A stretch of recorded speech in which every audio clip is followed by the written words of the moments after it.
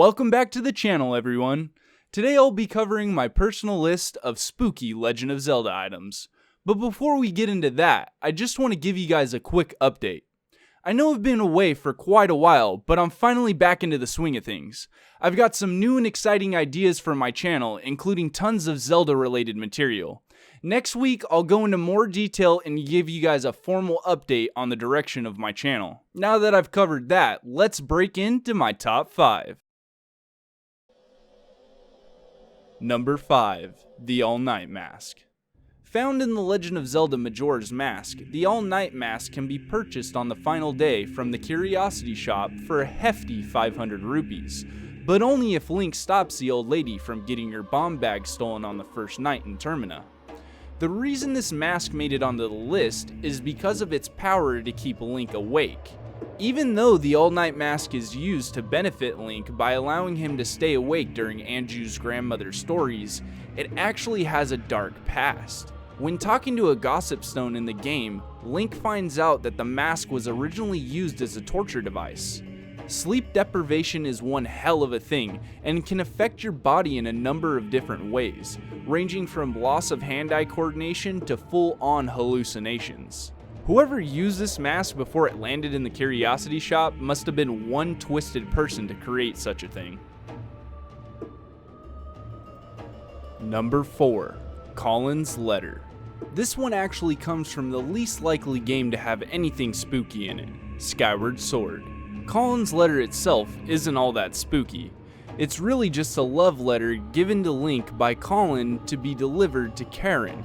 What makes this letter spooky is who Link gives it to. When giving it to Karen, everything goes south for Colin, and Karen rejects him to pursue Pippet. Most would think Link only has the option to deliver the letter to Karen, but he actually has a second option. The Night Academy actually has a ghost that haunts the bathroom at night. She has an official name, but we'll just call her Ghost Hand. She moans in need of some paper every night, and you never really find out why she actually needs it. Who knows, maybe she needed to wipe or something. With all jokes aside, if you give the Ghost Hand the letter instead of Karen, some really spooky stuff happens. The night after giving Colin's letter to the Ghost Hand, she starts to haunt Colin, thinking the love letter was intended for her. The Ghost Hand appears by Colin's side while he sleeps, stroking his head ever so softly, admiring her true love and promising to always be by his side. The Ghost Hand and Colin's love story is touching, but still really creepy. I know I wouldn't want some ghost watching my every move. Who knows what could happen if she got jealous or something. Number 3. The Spooky Mask. This item is from the Legend of Zelda Ocarina of Time. Bought from the Happy Mask shop and sold to the kid in the graveyard, the Spooky Mask definitely has an ominous feel to it. The name explains itself, but that's not the reason why this mask earned this spot on my list. Oh no, it's actually something much darker than its silly name.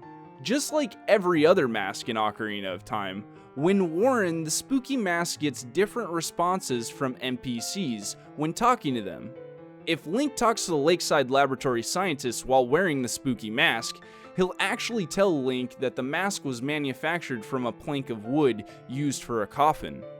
To go even deeper, it may be that the Spooky Mask is used in the burial process to cover the face of the dearly departed before being buried. A few things actually hint to this. One is the uncanny resemblance the Spooky Mask has to the Redead's mask, and the other is what Dampé tells Link while wearing the mask. Do you know what kind of mask you're wearing? And you're still wearing it? Note that Dampé is the gravekeeper of Kakariko Village. He should know a thing or two about dead people, don't you think? Nevertheless, the Spooky Mask being made out of a coffin is already too much for me to handle. Number 2. The Lens of Truth. Specifically, the Lens of Truth from Ocarina of Time. Found at the bottom of the well, this item holds the power to see invisible objects and enemies. It's guarded by one of the most horrific enemies in the Zelda franchise, Dead Hand. Once Link is gone toe-to-toe with this pile of rotting flesh, he can obtain the Lens of Truth. But he may just regret that. They say that ignorance is bliss, and in this case, that's very true. While the Lens of Truth can reveal riches you could never imagine, it can also show you creatures you wish you'd never seen, like Bongo Bongo. Though Bongo Bongo is a fairly easy boss, he's always given me the creeps, along with the entire Shadow Temple. Number 1. The Fused Shadow. Ending it off here is the Fused Shadow from The Legend of Zelda Twilight Princess.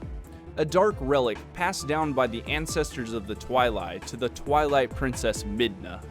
The first portion of Twilight Princess revolves around Link helping Midna retrieve the lost pieces of the Fused Shadow that Zant has scattered throughout Hyrule, corrupting the landscape around them with their dark magic. The Forest Temple, Goron Mines, and Lakebed Temple were all affected by this dark magic, causing the creatures to change into the bosses found within the dungeons, even transforming the Patriarch Darbus into the boss Phyrus. Once Link and Midna have defeated Zant and collected all the pieces of the Fused Shadow, things start to get interesting. Using only a fraction of the power from the Fused Shadow, Midna completely destroys Zant.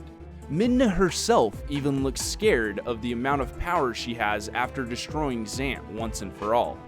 This item is so powerful it sends chills down even Midna's spine, but the truly scary part is the backstory behind the Fused Shadow. Long before the events of Twilight Princess, a war broke out among the people of Hyrule caused by the legend of the Sacred Realm and the power of the Triforce that lay within it. One day, a group of powerful dark interlopers sacked the Sacred Realm, wiping out all who opposed them. Before it was too late, the goddesses ordered 3 of the 4 light spirits to stop the interlopers, sealing away their dark magic, the Fused Shadow, until the events of Twilight Princess. This scene showing the backstory of the Dark Interlopers and the Fused Shadow is by far the spookiest scene in the Zelda franchise thus far. That just about wraps up my list. Let me know down below what you find creepy in the Zelda series. I hope you guys all have a safe and happy Halloween. Thank you for watching. Peace out.